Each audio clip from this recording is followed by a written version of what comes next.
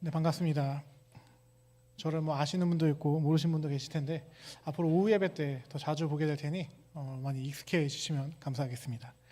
네, 오늘 너무 또 이제 귀한 시간입니다. 물론 이제 원래는 소율이 문답을 함께 나누는 또 귀한 시간이 되면 좋겠는데 오늘은 구제장학위원회 헌신 예배로서 저도 이미 임한 하나님 나라의 핵심 개념 구제라는 제목으로 구제가 무엇인지 여러분과 함께 나누려고 합니다.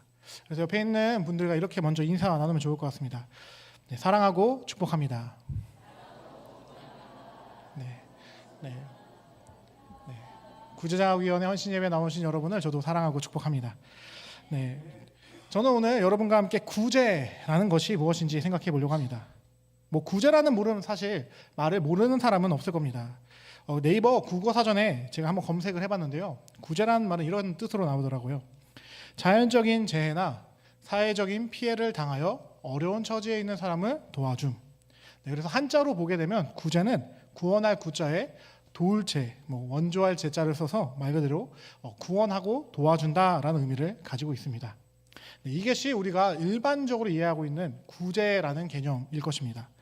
자, 그렇다면 여기서 이제 중요한 건 성경에서도 그저 이 정도 국어 사전 정도의 이해로 구제를 이해하는지 전 여러분과 함께 살펴보고 싶습니다. 왜냐하면 저에게 있어선 그리고 제가 배운 신학에 있어선 구제라는 것은 교회의 핵심적인 개념이기 때문입니다. 자, 그래서 왜 우리 이 교회라는 공동체는 구제에 진심을 다해야 하는지 먼저 생각해 보려고 합니다. 교회라는 공동체는 어떤 공동체인가요? 사실 교회라는 공동체는 특이한 집단입니다. 어떠한 이해관계가 있어서 모인 것도 아니고 신앙이란 이름 아래에 모여 자신의 것을 나누는 공동체, 세상에서는 보기 힘든 공동체죠. 교회는 사실 세상에 존재할 수 없는 공동체입니다. 신약 성경에 나오는 교회의 모습은 일반적이지 않습니다. 최초의 교회의 모습은 로마 사회에서 볼 수 있는데 로마 사회에서의 교회의 모습은 너무나도 이질적이었습니다. 왜냐? 당시에는 너무나도 당연했던 불륜 그리고 동성애를 금지하고 아내는 남편에게 사랑을 줄 것을 강요해왔기 때문입니다. 우리로서는 이해가 안 되죠. 1세기 로마는 당연한 거였어요. 그래서 부모가 심지어 자녀를 노엽게 하지 말라고까지 바울은 에베소 교회에 말합니다. 1세기 당시 자식이라는 개념은 성인이 되지 않은 15세 이전의 자녀는 재산일 뿐이었는데도 불구하고 그 재산에게 노하게 하지 말아라라는 독특한 윤리를 가르쳐준다라는 겁니다. 이뿐 아니라 모두가 자발적으로 돈을 모아 가난하고 힘들어하는 자들을 도와줍니다. 당시 사회에서는 로마 사회에서는 약자는 짓밟히는 게 당연했습니다. 그런데도 불구하고 교회에게는 사랑으로 돌보라라는 명령이 주어졌다라는 것이죠. 심지어 노예에게까지 잘 대우해라라고 명령하고 있습니다. 네, 교회는 이렇듯 오늘날 우리에게는 정상적이지만 1세기 로마 시대에서는 비정상적인 집단이었습니다. 그러다 보니 로마 사회에서 기독교인은 특이한 사람으로 불렸습니다. 고차원적인 윤리 그리고 도덕을 가지고 오직 신의 말씀이란 이유 하나만으로 그것을 지키고 또 가르치는 집단이 교회였다라는 겁니다. 자, 그렇다면 교회는 왜 이런 독특한 모습을 가지는가? 당시 사회에서 당연하게 여겨지던 그 모습들이 여호와의 말씀에 어긋난다라고 판단되면 교회는 그것을 분명하게 거부했습니다.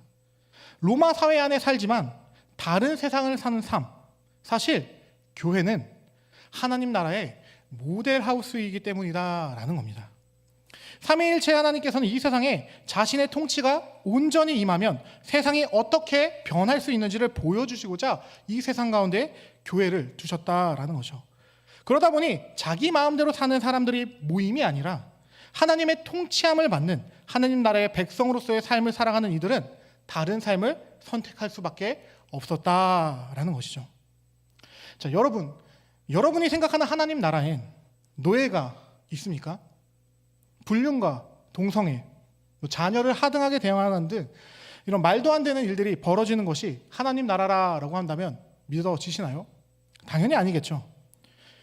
복음서에서 예수님께서 표적이란 이름 아래에서 하나님 나라의 회복을 보여주었듯 신약 성경의 사도행전과 서신서는 하나님 나라의 모델하우스인 교회가 어떤 모습을 가져야 하는지 청사진을 제시하고 있다라는 겁니다. 모두가 자신의 재산을 팔아 사도에게 맡겨 함께 행복해질 수 있기를 바라며 공동의 생활을 하는 것, 당시 사회에서는 너무나도 당연히 여겨주던 문화와 유행에 대해 성경적으로 옳지 않다면 거부하고 다른 삶을 사는 것 등 완전하시고 선하신 삼위일체 하나님의 통치를 드러내는 것이 교회이기 때문에 교회는 일명 구제라고 하는 이 한 단어의 진심일 수밖에 없었다라는 겁니다.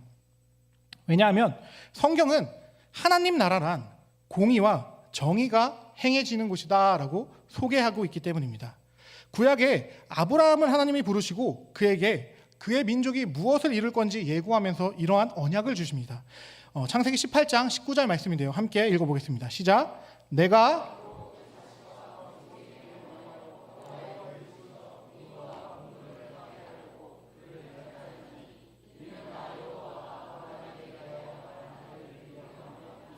아멘. 네, 여기서 말하는 의와 공도가 히브리어로 보게 되면 의는 제다크 그리고 공도는 미슈파트라고 읽혀집니다.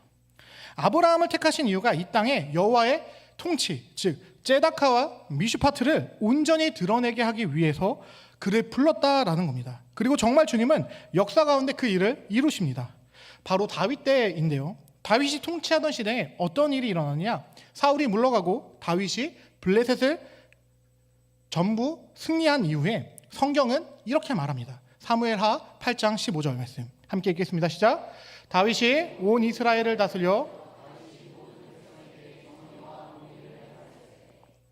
네, 다윗이 행했다는 정의와 공의가 히브리어로 보게 되면 바로 정의는 미슈파트 그리고 공의는 제다카라는 단어를 사용하고 있는 것을 보게 됩니다. 네, 아브라함에게 하셨던 말씀이 그대로 미슈파트와 제데카가 지금 다윗을 통해 이루어졌다라는 것을 성경을 가지고 하나님께서 증명하고 있다라는 겁니다.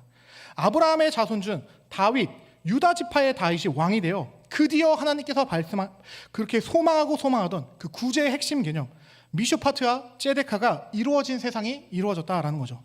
핵심은 하나님께서는 처음부터 인간에게 주고자 하신 세상은 하나님의 정의와 공의가 온전히 행해지는 나라였다라는 겁니다. 최초의 하나님의 미슈파트와 제데크가 행해졌던 나라가 바로 에덴이었던 것처럼 그 에덴을 회복시키시기 위하여 하나님께서 계속해서 작업하셨고 아브라함을 부르시고 다윗을 세우시며 그 일들을 이루셨다라는 겁니다. 자, 그렇다면 다윗 시대에 온전히 이루어진 거였을까요? 만약 다윗 때 다 이루어졌다라고 한다면 그가 오실 필요가 없었을 겁니다. 네, 다윗 때에는 일부분만 이루어진 거였어요. 그래서 하나님께서는 어떠한 작전을 펼치시냐? 바로 아브라함의 후손이자 다윗의 후손인 예수 그리스도를 통하여 진정한 제다카와 미슈파트를 이루는 데까지 나아간다라는 겁니다. 네. 그렇다면 이제 우리가 생각해야 되는 것은 성경적인 구제가 무엇인가 하는 지점일 겁니다. 그 미슈파트와 제데카가 도대체 어떻게 이루어지는 게 구제인가 우리는 생각해야 한다라는 것이죠. 결론부터 말씀드리자면 성경적 구제란 죄와 비참함으로 타락한 세상에 여호와 하나님의 제데카와 미슈파트를 온전히 드러내는 것, 하나님의 선한 통치가 온전히 이루어지게 하는 일이 바로 구제 사역이다라는 겁니다. 우린 누군가가 힘들어해서 그들을 도와주고 싶은 마음에 도와주는 자들이 아닙니다. 그거는 예수님이 말하죠. 이방인들도 하나님을 모르는 자들도 행하는 일이다. 네, 우리가 하는 건 이방인과 하는 것과는 다르다라는 겁니다.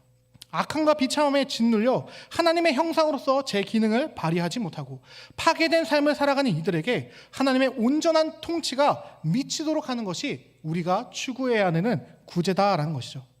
우리가 먼저 교회를 통해 하나님의 놀라운 통치를 선하심을 경험한 덕분에 내가 먼저 받은 은혜를 전달하고자 하는 것이 바로 성경적인 구제이다라는 것입니다. 그렇기에 교회의 핵심적인 가치, 저는 그 중에 하나가 구제다라고 생각합니다. 전 개인적으로 교회를 이루는 가장 큰 두 축이 있다라고 한다면 교육과 구제다라고 생각합니다. 교육은 우리가 드리는 이 공적인 예배와 그리고 예배 가운데 선포되는 설교와 성경 공부 등을 통해서 이루어지는 사역이고, 그 교육을 통하여 예수님께서 가르치신 가르침 위에 바로 서게 하는 것이 교육의 목적입니다. 왜냐? 내가 받은 은혜가 얼마나 한량없는 것, 즉 하나님 사랑이 온전히 이루어진 후에야 무엇이 가능하냐? 수평적인 관계가 회복된 이후에야 수직적인 관계가 회복된 이후에야 수평적인 관계, 이웃사랑이 가능하기 때문입니다. 이웃사랑만 똑 떼어놓고 하세요라고 말하면 그건 불교도 할 수 있고 이슬람교도 할 수 있는 지점입니다. 그러나 하나님 사랑을 함으로 말미암아 넘치는 잔을 가지고 이웃을 사랑하는 그 행위가 성경이 말하는 구제다라는 것이죠. 그리고 그 설교와 성경 공부를 통해 이제 깨달은 바를 이 세상 가운데 드러내는 삶이 바로 구제다라는 겁니다. 구제를 통해 우린 이미 임한 하나님 나라의 가치를 이 악한 세상 가운데 보여줘야 한다라는 겁니다. 그렇기에 구제를 그저 도와주는 것으로 국한시켜서는 안 됩니다. 구제란 이 악한 세상에 하나님 나라를 보여주는 것입니다. 그리고 이 구제가 실제로 성경 가운데 계속해서 강조되어 왔습니다. 물론 구약시대에는 구제라는 단어가 직접적으로 언급되는 경우는 드뭅니다. 그러나 구약 곳곳에 사회적으로 가난한 자, 약자에 대한 관심과 도움의 손길을 펼칠 것을 명령하고 있습니다.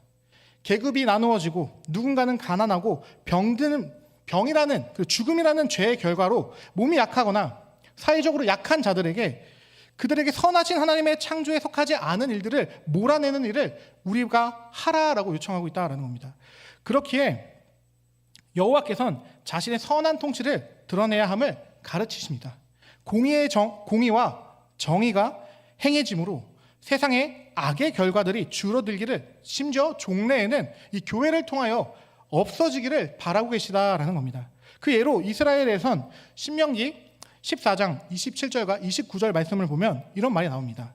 매년 3년 끝에 내는 11조를 구제비로 충당하라라는 말씀이죠. 또한 신명기 15장 8절과 시편 104편 28절을 보게 되면 이런 말씀이 나옵니다. 경작지와 포도원, 감람원 등의 7년마다 묵혀두어 가난한 자들의 구제거리로 삼도록 명령하고 있다라는 겁니다. 이뿐 아니라 성경은 과부와 고아에 대해서도 아주 세세하게 구제의 방식을 가르칩니다. 심지어 하나님께서는 언약 백성으로서 반드시 지켜야 할 의와 예배의 진정성이 과부와 고아를 돌보는 것으로 나타난다라고 강조된다라는 겁니다. 그래서 이 모세오경은 고아와 과부에 대한 가르침을 아주 강하게 말합니다. 아까 나왔던 출애굽기 22장 22절부터 24절 말씀은 고아와 과부를 해롭게 하지 말라라는 강조점이 담겨있는 말씀이다라는 거죠. 왜냐하면 그들이 부르짖으면 여호와께서는 반드시 들으신다라는 겁니다. 그리고 신명기 10장 18절을 보게 되면 여호와께서는 고아와 과부를 위해 정의를 행하시며 나그네를 사랑하시어 옷과 떡을 주신다라고 이야기합니다. 또한 신명기 24장 17절에서 22절을 보게 되면 나그네와 고아의 재판을 왜곡하지 말아라 라고 이야기합니다. 추수할 때 나그네, 고아, 과부를 위해 심지어 남겨두라라는 이야기까지 해주시고 계시다라는 겁니다. 그 근거는 너도 애굽 땅에선 종이었고 나그네였으니 그때 너를 내가 구원했던 은혜를 기억함으로 말미암아 그렇게 행해라라고 하나님께서 요청하신다라는 것이죠.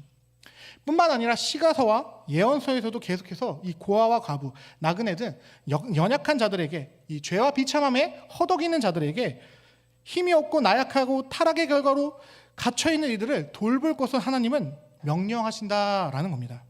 그리고 이스라엘 역사 가운데 이 일을 아주 잘한 인물이 있습니다. 구약 인물 중에 바로 보아스라는 사람입니다.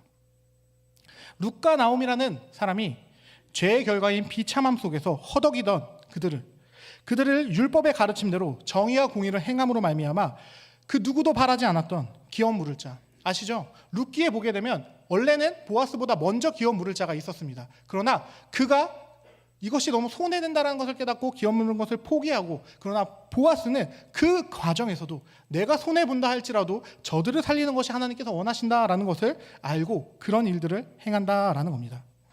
그리고 이 보아스를 통해 이 온전한 하나님의 정의와 공의를 알았던 그를 통해 하나님께서는 누구를 보내시냐? 보아스가 바로 오벳의 할아버지죠. 오벳은 이새를 낳고 이새는 다윗을 낳습니다. 네, 하나님의 공의와 정의를 아는 그 계보를 통해 하나님께서는 예수 그리스도를 우리에게 보내주셨다라는 겁니다. 즉 삼위일체 하나님께서 다스리는 이 세상엔 약자와 고난받는 자가 없어야 한다라는 겁니다. 하나님께서는 악과 죄를 미워하십니다. 그리고 그 악과 죄의 결과인 약자, 고난받는 자, 병자 등은 하나님 나라에 있을 수 없습니다. 그래서 우리 주님께서도 공생애 가운데 그런 자들을 돌보시고 구제하신 것입니다. 병든 자를 고치시고 고난받는 자를 위로하시며 약자들의 편에 서서 그들이 하나님 나라의 삶을 살아가도록 이끄셨다라는 겁니다. 근데 성도 여러분, 여기서 중요한 것은 예수님의 돌보심과 치유는 하나님 나라가 임하면 무엇이 무너지는가를 보여주는 표징이다라는 겁니다. 우리는 근데 이것을 그냥 예수님의 무슨 신유적 사건이다, 예수님의 신유적 기적이다라고 치부해버리나, 이것은 예수님의 신유, 예수님의 기적을 보여주는 사건이 아니라 죄와 비참함의 결과들이 하나님의 통치 앞에서 물러나는 모습을 보여주는 사건이다라는 겁니다. 그래서 예수님께서 가버나움에서 자신을 붙잡는 가버나움 사람들에게 이렇게 말씀하십니다. 누가복음 4장 43절 말씀 함께 읽어보도록 하겠습니다. 시작.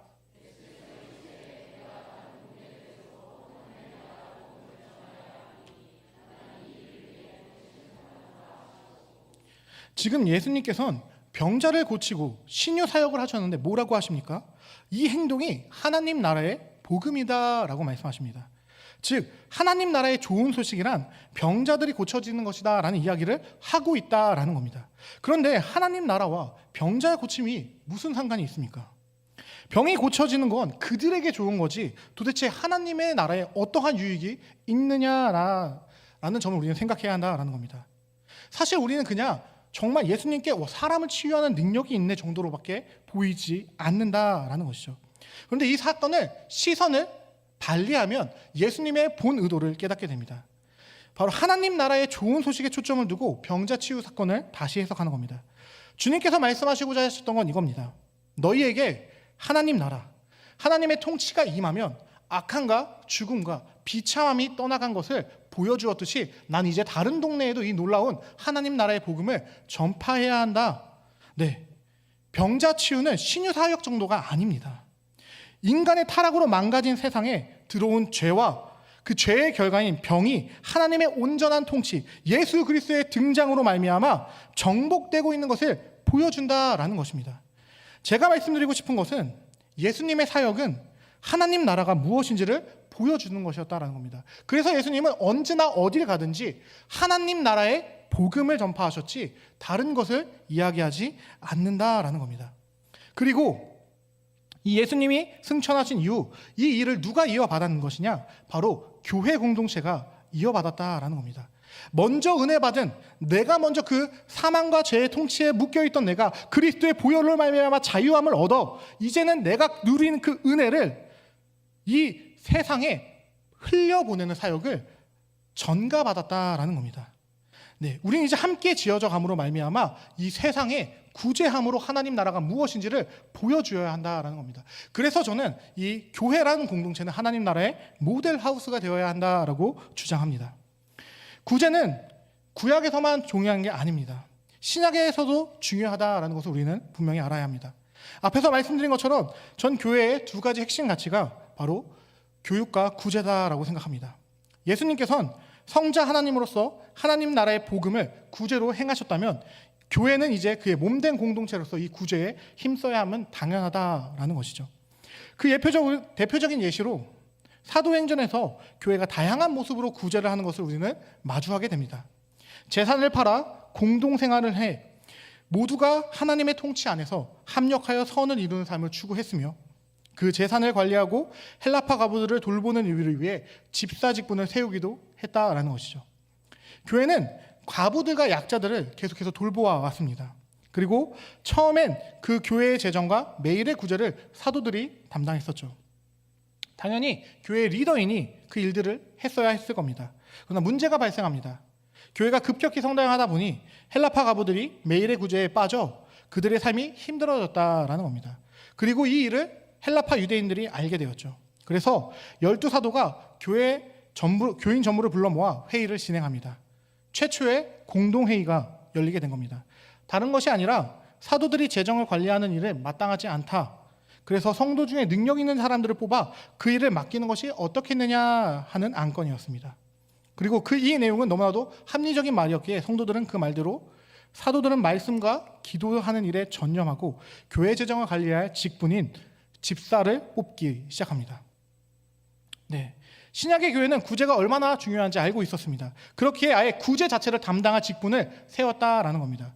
사도행전 6장에 집사라는 표현은 직접적으로 사용되지는 않습니다. 그러나 집사의 어원인 디스코니아 이 단어가 사용되고 있습니다. 네, 교회는 구제를 위해 집사, 한국 교회에서 이해하기 쉽게 말하자면 안수 집사를 세우게 됩니다. 그리고 이를 토대로 칼빈과 존 낙스는 장로교회의 직분을 세우며 안수 집사를 세워 교회 재정과 구제를 담당하게 했었죠. 그리고 우리 교회는 직분을 세우는 걸 넘어 아예 구제장학위원회라는 위원회를 세우고 전문적으로 교회가 구제하는 일을 어떻게 감당해야 될지 고민하고 계획을 세워나가고 있습니다. 자, 그렇다면 이제 본격적으로 실제 구제가 어떻게 행해져야 하는지 생각해 보려고 합니다. 그 내용은 오늘 본문에 담겨 있습니다. 우리 주님께서 우리가 구제를 행할 때 이렇게 행하라라고 명령하십니다. 사람에게 보이려고 하지 말고 은밀하게 해라. 심지어 오른손이 한 것을 왼손이 모르게 해라라고 명령하십니다. 여러분이 이 말을 들으면 어떤 생각이 드시나요? 저는 사실 이 말을 들었을 때 이게 사람에게 가능한 것인가 라는 생각이 들었습니다. 왜냐? 인간인 이상 제가 오른손으로 물컵을 들면 제 왼손은 당연히 알 수밖에 없습니다. 사지가 절단된 인간이 아니고서야 자신이 한 오른손의 일을 왼손이 모르게 할 수는 없다라는 겁니다. 그렇다면 주님께서 은밀하게 행하라고 하시면서 왜 이런 비유를, 오른손이 한 일을 왼손이 모르게 하라 라는 비유를 드셨을까요? 사실 이 말씀은 간단한 말씀입니다. 바로 본인 스스로가 이 일이 구제라는 것을 인지하지 못한 상태로 행하라라는 겁니다. 내가 하는 행동이 구제인 것을 인지하지 못하고 한다면 당연히 오른손의 구제 일을 한다라 할지라도 왼손은 그냥 당연한 일이다라고 인지하게 된다라는 겁니다. 즉 한마디로 자연스러운 행동이 되게 해라라는 것이 우리 주님의 가르침입니다. 누군가에게 보여주려고 바리새인들처럼 외식하는 자들처럼 앞에 나서서 이렇게 자랑하면서 하는 것이 구제가 아니다라는 겁니다. 오늘 본문에 주님께서 뭐라 말씀하십니까? 만약에 너희가 그렇게 하면 사람에게 영광을 받으려고 하는 것처럼 하면 이미 너희 상은 다 받았다라고 이야기한다라는 겁니다. 우리 주님은 사람 앞에서 구제하는 것을 원치 않으십니다. 우리 주님은 자연스럽게 내가 하는 것이 구제가 아니라 그냥 예수 믿는 사람다운 삶을 살아내는 것으로 만들어내길 원하신다라는 겁니다. 그렇기 때문에 우리는 누군가에게 보이려고 구제와 선행을 행하는 자들이 아니다라는 사실을 기억해야 할 것입니다. 우린 내가 받은 은혜로 그 은혜로 인해 주님을 너무 사랑하기에 그 사랑을 살아내기에 구제와 선행이 자연스럽게 묻어나와야 한다라는 것이죠. 그래서 바울은 예수의 향기와 예수의 흔적을 지닌 삶을 살아라라고 우리에게 가르치고 있는 것입니다. 즉 주님께서 우리에게 원하시는 것은 자연스러운 구제와 선행입니다. 십계명의 삶, 율법의 가르침이 녹아있는 삶을 억지로 누군가에게 보이기 위해 행하는 것이 아니라 그저 살아가는데 나오는 자연스러움이 되어야 한다라는 겁니다. 결국 구제는 그리스도인들에게 있어 선택사항이 아닌 필수사항이다라는 겁니다. 성경에 예수님께서 분명히 말씀합니다. 서로 사랑하라. 너희가 서로 사랑하면 내 제자인 줄 알리라. 그런데 우리는 그 사랑을 너무나도 피상적으로 생각합니다. 말로 떠드는 걸 사랑이라고 생각한다라는 겁니다. 우리 요한 선생님께서 사도 요한이 우리에게 뭐라 말씀하신지 들어보겠습니다. 요한일서 3장 18절 함께 말씀 읽겠습니다. 시작.